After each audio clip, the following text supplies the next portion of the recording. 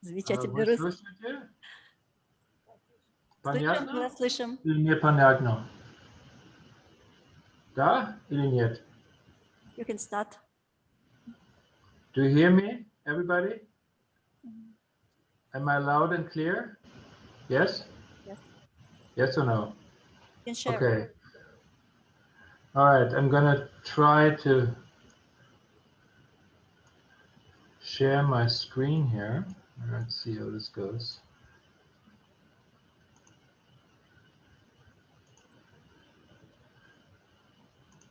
All right, let's see. All right, is this visible now? Do you see this? Yes, we can see your presentation. Okay. All right. I do have 1 hour, right? Or like 45 minutes?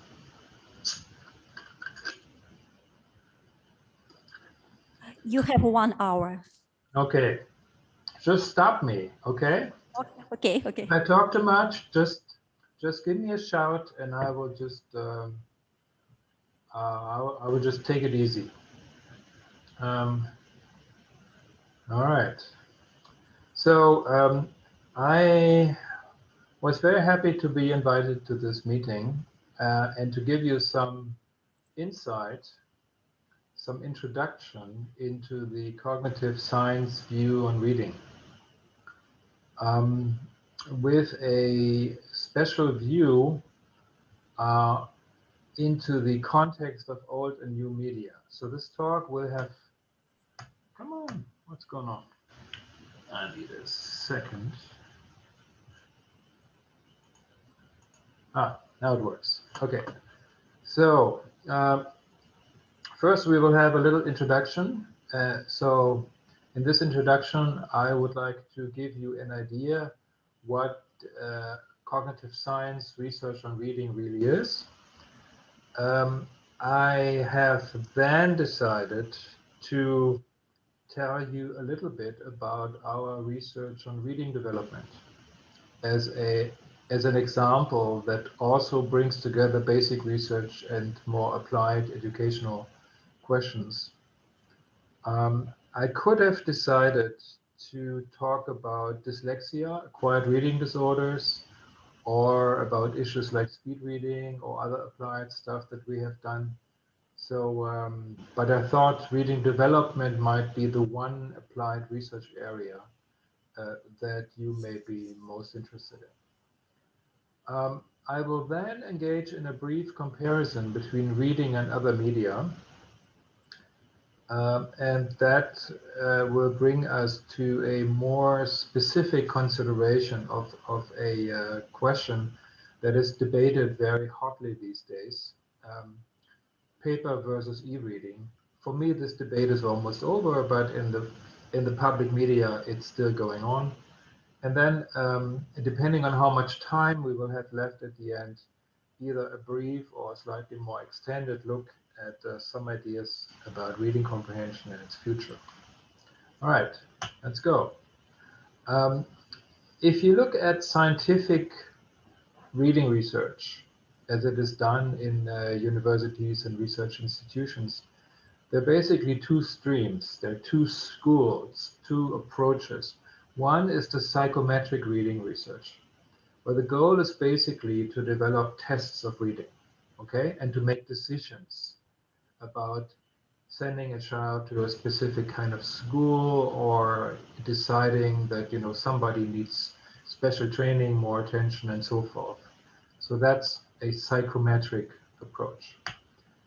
Another approach that has an equally long tradition is the experimental reading research approach. And that one is rooted in cognitive science, and this one will be the focus of what I will be talking here about today. And the goal here is to understand reading from an information processing point of view, from the inside, from the question, what is going on in the brain on a moment-to-moment basis, okay? So this is what the talk will be about. And the experimental reading research is focusing on different levels of the complex enterprise of reading, of course. There's tons of research on single word recognition. There is research on the reading of words within sentences.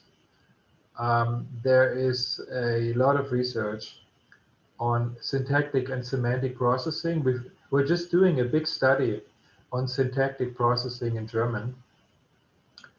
And then, of course, there is research like starting in the 60s and 70s on a more general level on the understanding of text and discourse, okay, going beyond the sentence.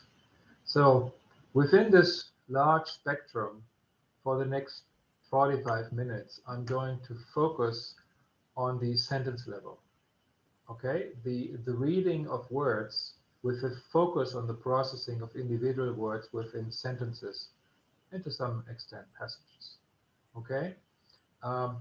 This research has quite a tradition. It started in the early 1900s, basically reading research when the field of psychology was established. Reading research was among the first areas within which this science was developing.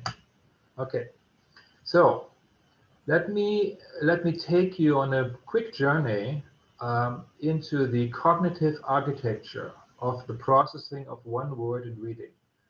Question: how does it work to see like graphical signs on a page, okay, and then turn these graphical signs into a word, a concept, a thought, an idea, an emotion, and so on. Okay, what we see first is, you know, some lines and angles and things. So we do visual processing of features, visual features, fine detail, more coarse visual features like lines and words, where things are on the page.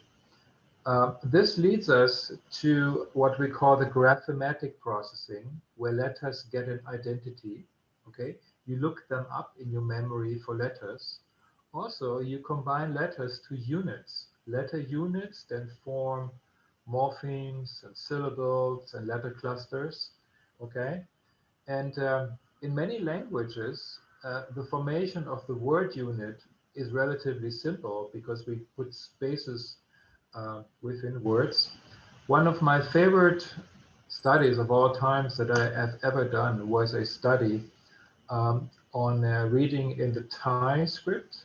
Okay, they put no spaces between words. So the figuring out where one word ends and the next word begins then shifts to a completely other level of processing. And the way they do it is they exploit the statistic of co-occurrence, which letters predominantly are seen within words and which letters are seen at the edge, okay, at the end of one word and the beginning of the next word. All right. So on the next level, we have two parallel modules of processing. One is orthographic and one is phonological, the sound processing. So every word is basically processed 2 times in 2 different modules of the brain at the same time, okay, in parallel. These are 2 independent modules, orthography and phonology. How do we know this? We can show experimentally that phonological properties, for example, a long vowel or a short vowel, okay, the way you pronounce a word shows up even in silent reading. Okay, so the pronunciation and the prosody of a word as it is spoken can be measured while people read silently. Okay, if you're interested, I can give you examples of how we do these kinds of measurements. All right, and on the highest level, now that we have processed the letters and the letter clusters, we put them together and we access what we call the mental lexicon. That is the part of memory where the words that you know are being stored. Okay, and from there we go one more step into semantic processing, into the word meaning, which is stored in semantic and episodic memory. Okay. And all this becomes visible when you look at the behavior, the visible behavior of reading, and that behavior is eye movements. So in our laboratory, as in many laboratories in the world, we measure eye movements to understand this moment-to-moment information processing and reading. So what does this look like in the lab? Okay, there is the lab setup. On the right side, you see a recording system. Okay, and you see this. You see my cursor when I move my cursor around here. Do you see that? Okay, let me assume you see the cursor. Okay, and the cursor is now pointing here on the right-hand side. Is pointing to this bright blue spot. That's the pupil. Okay, a reflection of the pupil. Okay, and that together with some other mechanisms that I don't want to explain now can lead to a precise measurement of where people look at during reading. So basically, we know how many milliseconds people spent on every letter during reading. Okay, now here is another favorite slide. This is a real-time, a quasi-real-time animation of reading behavior. So that is the behavior that you engage in when you read. Okay, so of course most of the movements go from left to right. Some go from right to left. Okay, let me alert you to this word here. You see my cursor? There's a word, a German word, Korkewebe. That is a difficult word. And you see, this is a child, a fourth grader. How many stops? How many fixations? We call these stops of movement fixations. A fixation is between 200 and 500 milliseconds long. Okay, how many of these stops are needed?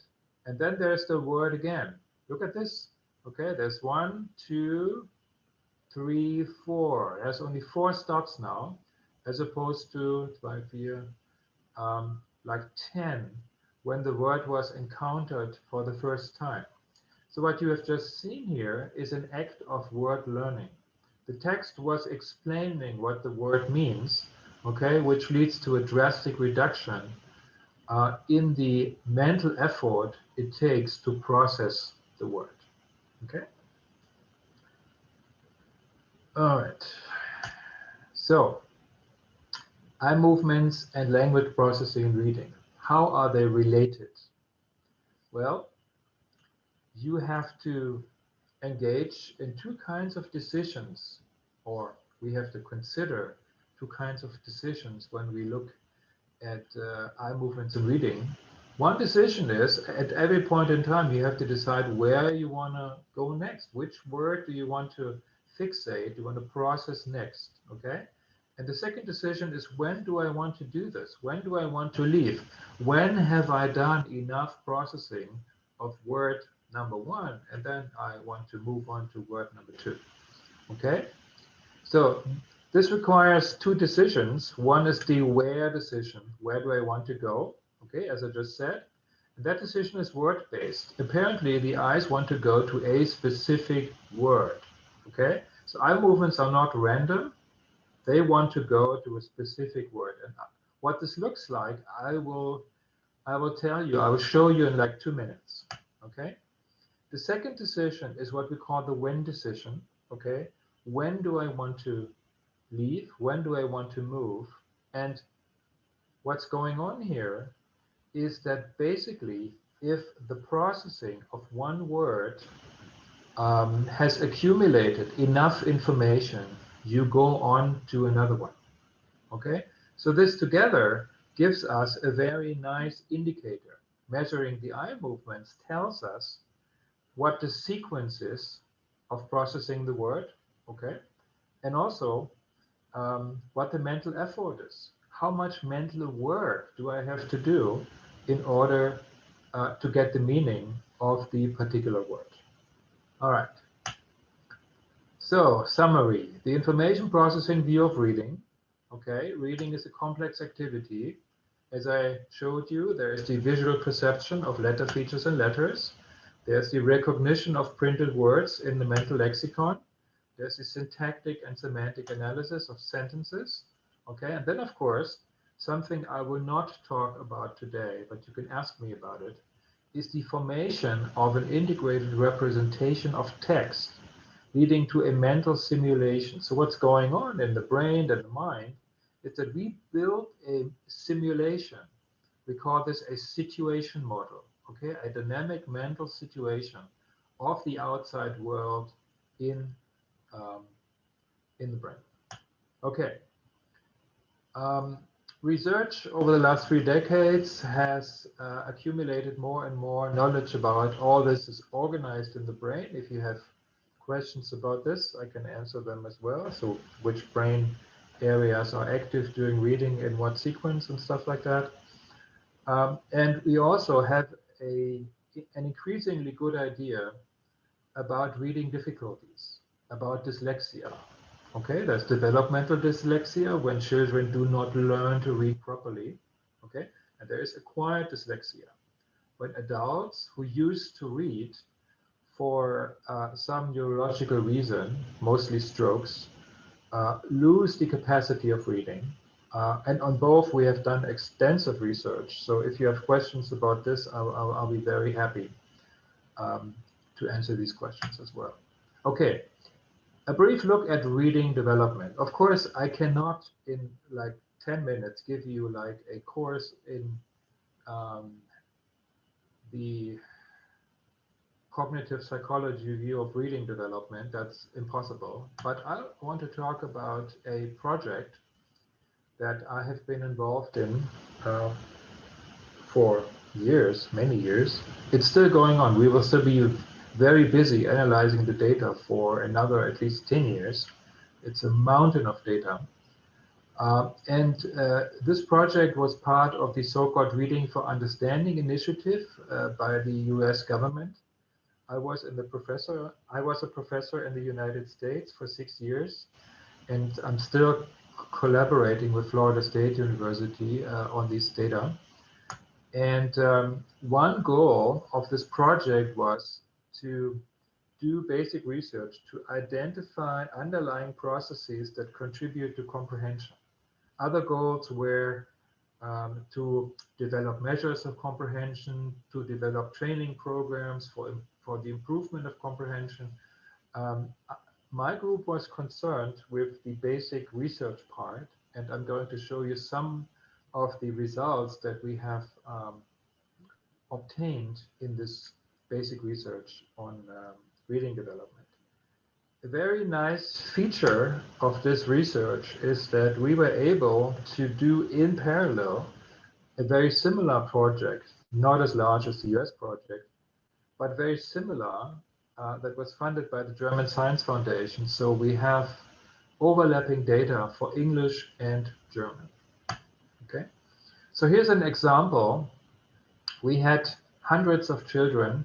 I mean, this is the largest eye movement study ever done, and it will probably be for a long time. We had over 500 children participating, and they came into the laboratory for several days. Among all the different things they had to do, here's an important task is our sentence task. Okay, so they had to read sentences like this: Paul rolled the red bouncy ball off the table onto the floor. Okay, just an ordinary active sentence. And within the sentences, we had target words, like the red words are nouns, which we control for various features. And also the words before these target words were controlled. Okay, and we did this with silent reading, with high frequency and low frequency. High frequency is basically a well-acquainted easy word, and low frequency is a not so well-known difficult word. So we varied that as well. And we varied silent reading versus oral reading, a very important educational question. Okay, and we also had another task where we replaced all the letters by little circles in order to learn more about the attentional and spatial demands of reading, but that's not something I want to talk about now. Now, here's some real data. Okay, this is data from the study. And what this shows is it is a distribution It is a distribution where the eyes land when they move into the words. Now, the way I show. Okay, let me use my smartphone. This is my smartphone. Can you see this? Okay, so let's say this is a word. Okay, you come from the left. Okay, this is the origin. Your eyes come from the left, so they move into the word. Okay, they go from left to right into the word, and then they have a position within the word where they land. That can be the first letter, the second letter, the third letter, and so on. Okay, and these graphs show you the distribution of where within words the eyes land. Okay, grade 1. Okay, this is just after 1 year, like 3/4 of a year of reading instruction. And then you can see the development in the same children over the years. Okay, I will show you this twice. See the difference? Okay, over time. Okay, so these are 7 grades. Okay, and so we start in grade 1. It would be best if you just pick one of these curves. Just pick one and follow it. Okay, so it moves further to the right, grade 3. Okay, further to the right, grade 4. So they move further into the words. That's an indicator of mastery of reading, of course. They move further into the words. Okay, and now you see what happens. Grade 4, grade 5, basically the same. Grade 6 and grade 7. So what do we see from these data? With respect to this one aspect of reading development, it basically levels off at grade 4. Okay, so there is a development, improvement. Okay, and at grade 4 it kind of stops. Okay, so what we can now do is we can look at different components of reading and track their development. Okay, the development over time, independent from other components. Okay, very interesting here. There's no difference between silent and oral reading. There's plenty of differences between silent and oral reading, but not in this one aspect. And as I just said, development stops, levels off at grade 4. Okay, so in general, now let me turn to a comparison of English and German. In general, the time course of development is very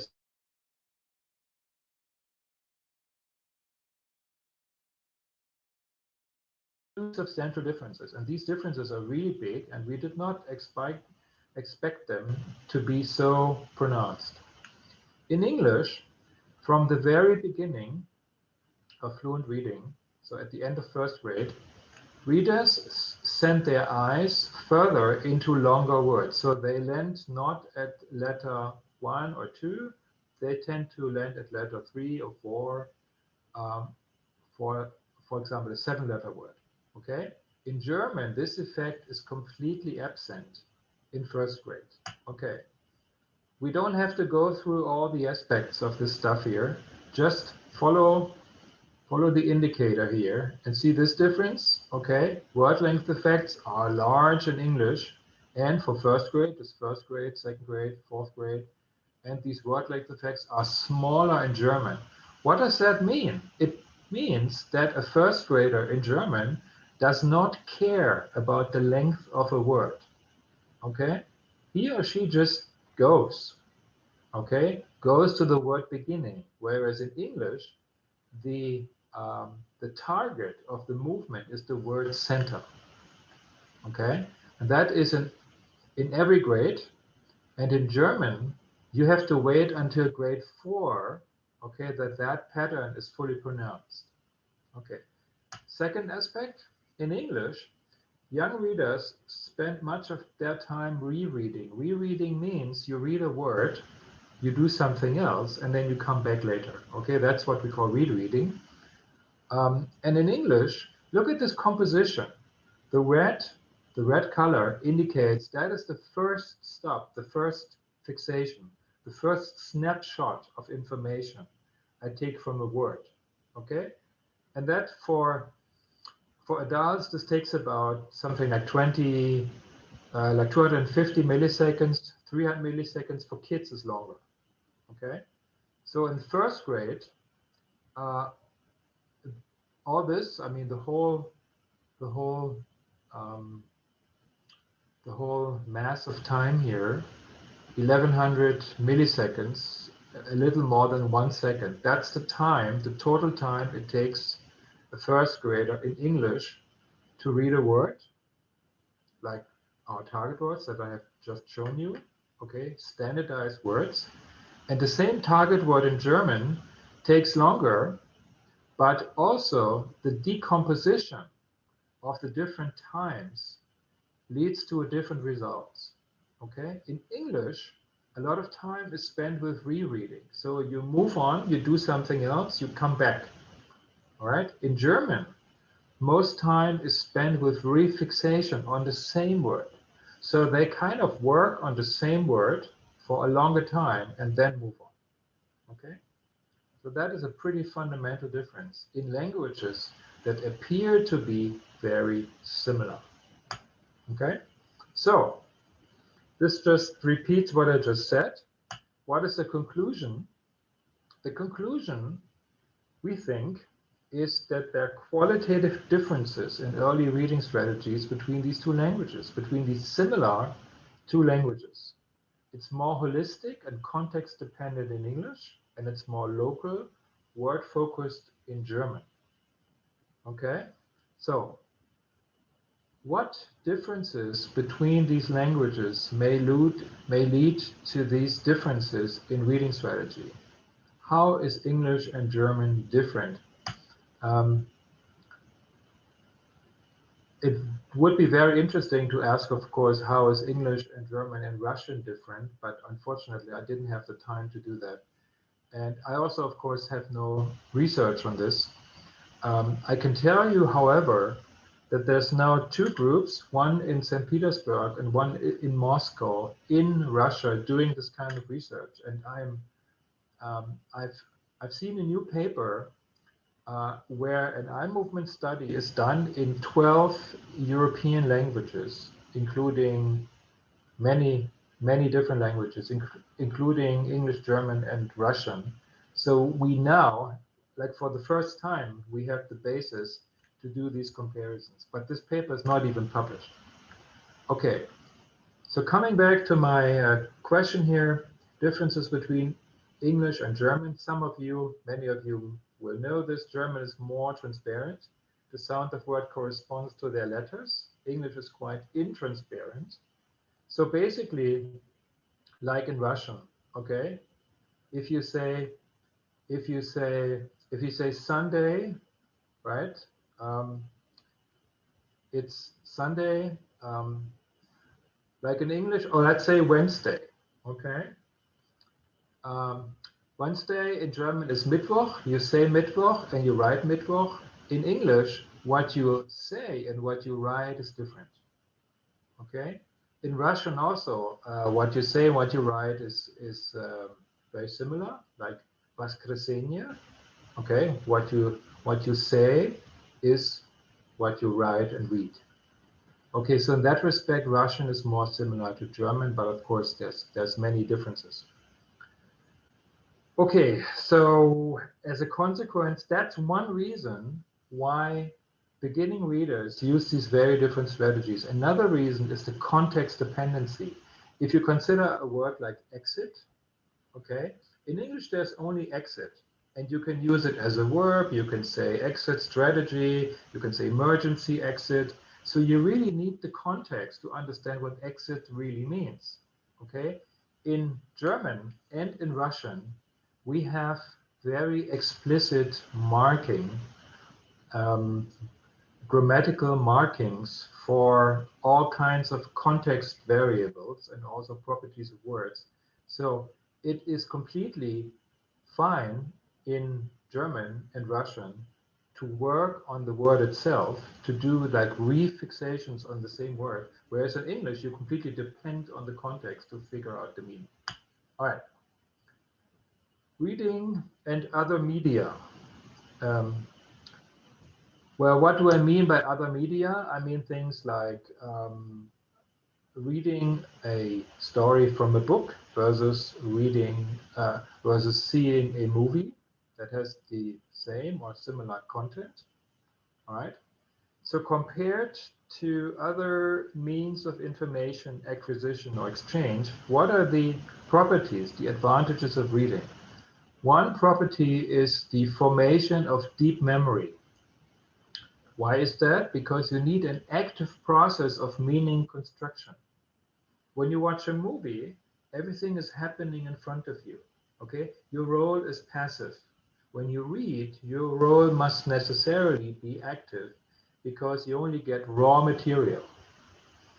Okay? And you have to produce your own mental representation. You have to make your own story. Okay. Immersion. Immersion means you identify with characters in the story. Okay?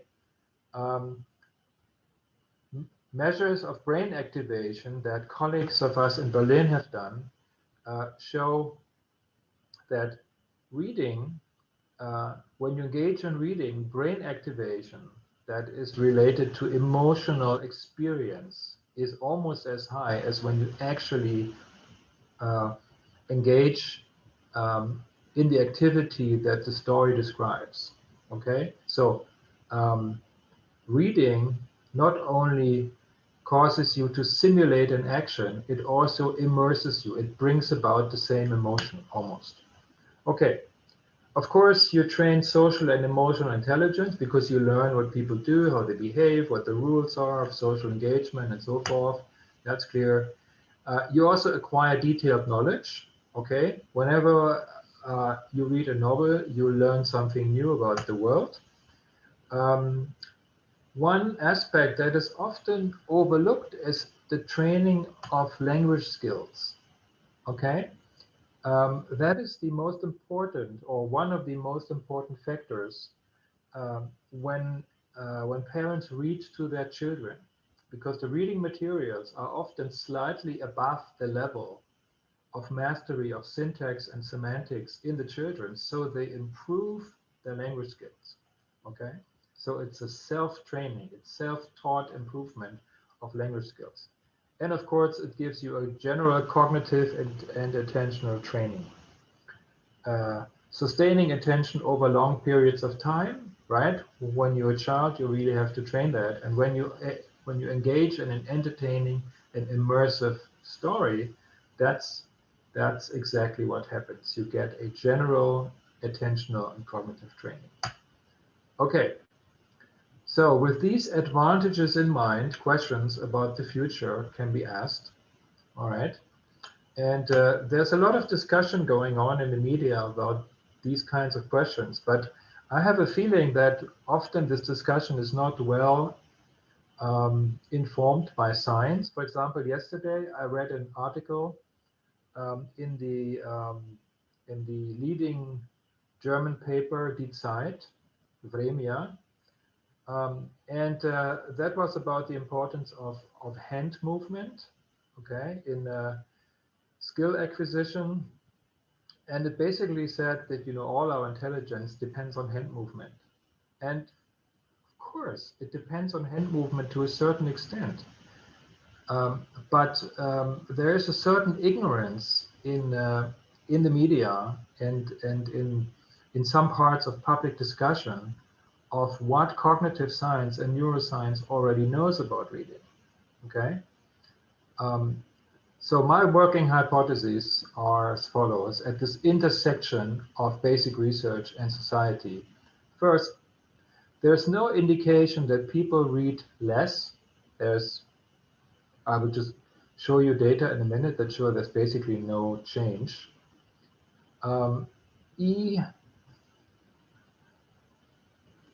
E-reaching, that's an interesting mistake. E-reading technology will become the standard. And surprisingly, this is a slow process. Like 10 years ago, 15 years ago, I expected this to be much, much faster. And I will, at the end of the talk, I will show you some data about reading skills, reading comprehension that we need to be concerned about. All right. Let's take a look at German book market sales from the year 2015 to 2020, and then the projections for the next years. There's no decline in reading here, okay? People read as much as they ever did. So this is the amount of money spent on books in Germany.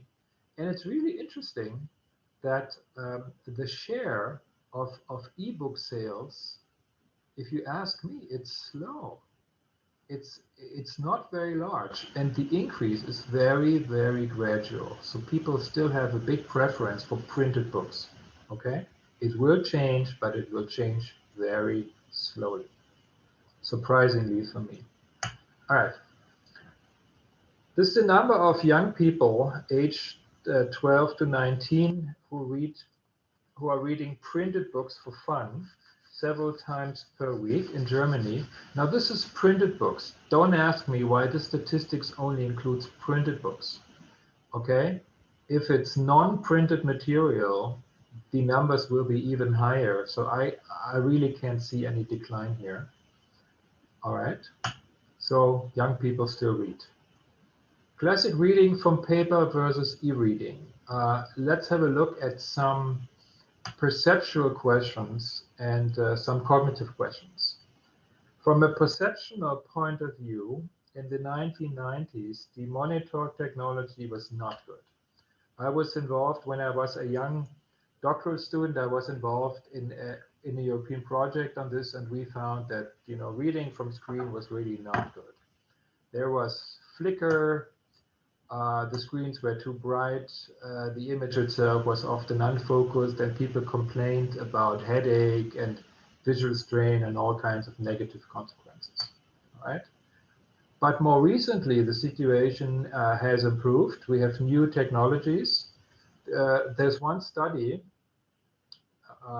by an early study, 2013, who has at that point already shown that modern display technologies used in the e-readers, they are as good as paper. Okay, and so they did that with objective measures like blinks per second, visual fatigue scales, and stuff like that. And the perceptual disadvantage of reading from screens that we used to have is no longer there if you are using good screens.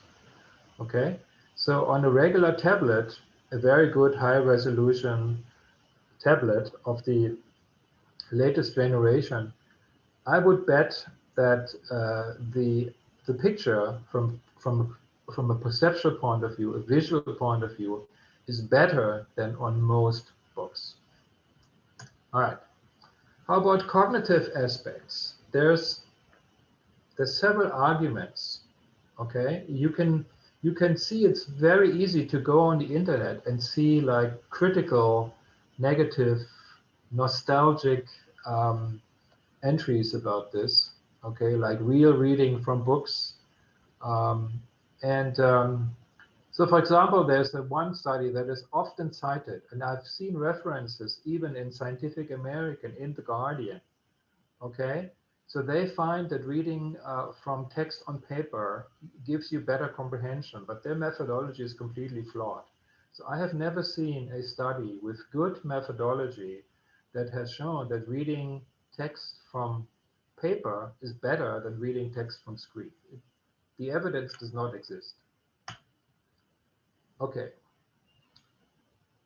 Another aspect is the so-called embodiment aspect. It's like I have something I can touch, that I can grasp. Okay, it's the physical nature of the book as a specific corpus that has some kind of inherent advantage. Okay, I also, and again, there's no real empirical evidence supporting this. I mean, many people say this. It's really interesting how popular this argument is. Okay, but I've never seen any evidence. And so if there's no evidence, I can answer with my own anecdote. Okay, and my anecdote is that I have a tablet that has a very nice leather case. It feels like a real book, And also the software on the book really simulates, even the turning of pages is simulating in a very realistic way. Okay, so my aesthetic experience is really excellent.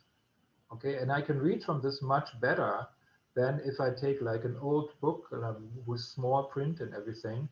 So okay, so if the screen is good and if the software is good, then the reading experience, I would bet, is superior to the experience that you have from an old book. Okay, so to summarize, advantages of present e-reading technology include it's available immediate. Okay, you can access your library everywhere. I assume in Russia you now have a system where you can borrow content from the library online. You can adjust all kinds of things like brightness and contrast and font and size of printing and spacing. Okay, spacing is very good and important for people with dyslexia. Okay, so if you have reading problems, this can help tremendously. There are also limitations of our present e-reading technology. Of course, reading depends on the functioning of your device. If there's no electricity, okay, if there's no internet, then you have a problem. The size and the weight of the tablet screen, it's often still small, not good for maps and pictures. I find note-taking problematic and bookmarking, so these are limitations. But in the future, things will be better. The screens will become as large as you want them and very light, okay? You will have universal access to word explanations. And one thing I want to stress specifically, in the future, we will be able to talk to our books, okay? You read the book, you see a word that you don't understand, you just ask, and your device will talk to you and answer, okay? So this is what I call integration with speech input and output. Okay, you will be in contact with other people for shared reading experience with this technology. E-paper will become very paper-like. All right. Okay, point number 5, reading comprehension. Evidence on reading comprehension across the world is mixed. Here is a negative example from the United States, where we did a study relatively recently. We did a study comparing comprehension-based silent reading rate. This is when you control for comprehension, when comprehension is the same, okay, how fast can you read?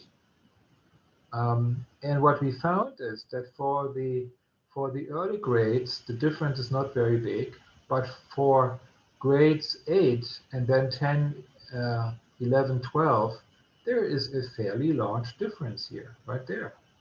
So reading performance has actually declined in the decades between 1960 and 2011. Okay, that's not good news. The readings we have in our paper, we have discussed several possible reasons for that.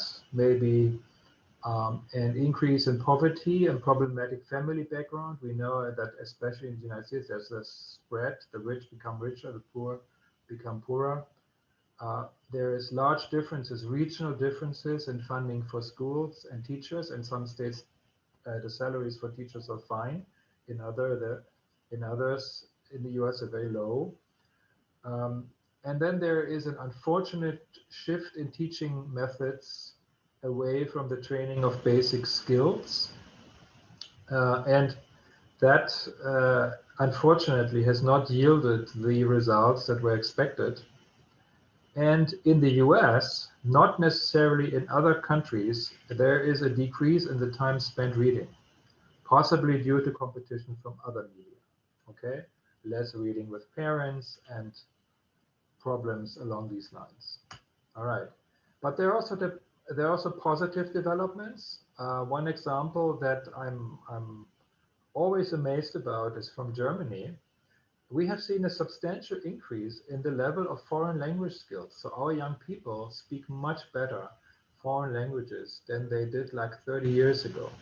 And that is due to a different kind of foreign language instruction, and also in a higher level of motivation among the kids who basically all want to be able to talk and read in English. We even had 1 year where the English version of a popular children's book was the #1 bestseller in Germany.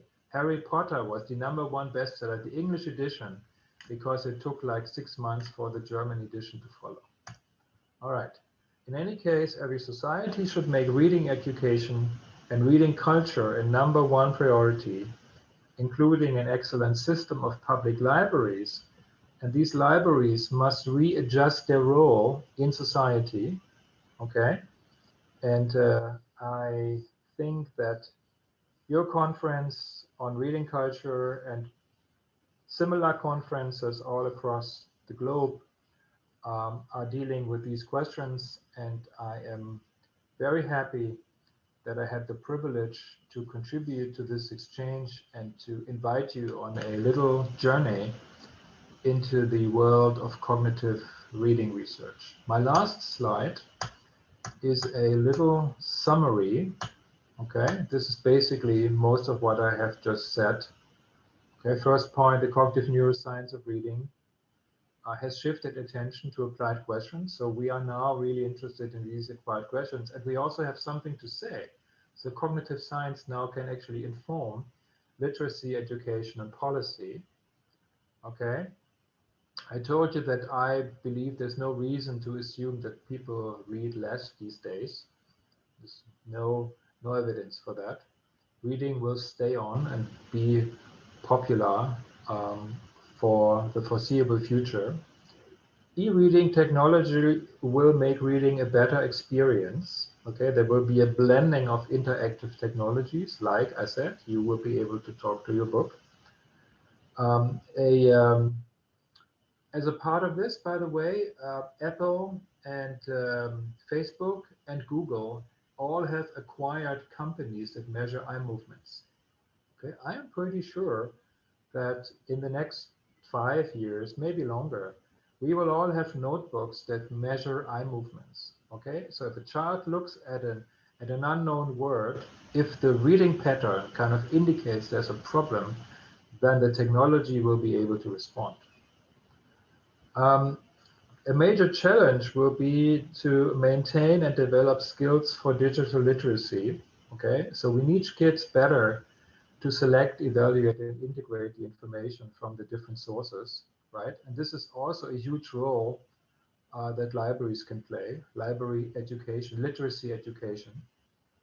Okay, and the evidence on the progress of literacy, reading skill, comprehension in the world is mixed. There's negative and positive examples, and I don't see we have a good, we don't really know, and I'm not sure it makes sense to talk about like an average of the progress or decline of literacy in the world. The picture is very diverse. Okay, so we all need to work together to make reading education and reading culture a #1 priority, including an excellent system of libraries. Okay, and as I just said, cognitive science is one of the sciences, just one of the sciences and perspectives on reading, the fascinating skill of reading. And we will try to make our contribution to the maintenance and further development of reading as a culture technique. Okay, if you're more interested in that, here is a couple of publications.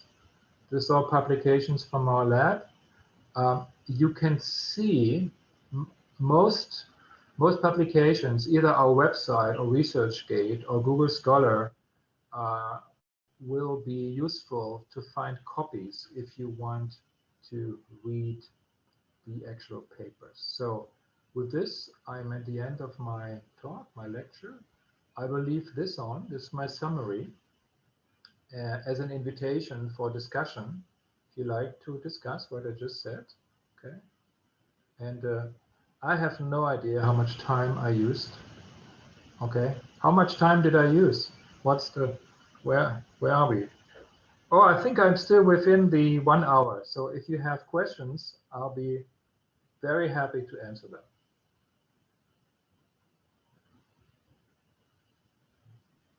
По-русски задавать, да? Да, Ральф, у нас есть вопрос. Yeah, вопросы есть? Yes, we have Да. one more question. Okay. Мне задавать по-русски, по-английски, как лучше? I'm afraid my Russian is very rusty. I used to be, Окей. quite good. We У меня are waiting русский for язык translator. помолчал. Да? Ждем переводчика? We Всё? have translator here, and we're Можно. waiting he join us for translating question У and меня answer. такой вопрос. Известны вам какие-то способы повышения цифровой грамотности, которые очевидным образом влияли на навыки чтения? Ну, то есть здесь связка понятная, но вот знаете, вы, может быть, какие-то исследования или хорошие программы, которые в школах или университетах внедрялись, где, развивая цифровую грамотность, люди получали хороший результат с точки зрения чтения? Ну, повышение качества чтения, там, понимание, скорость и все остальное.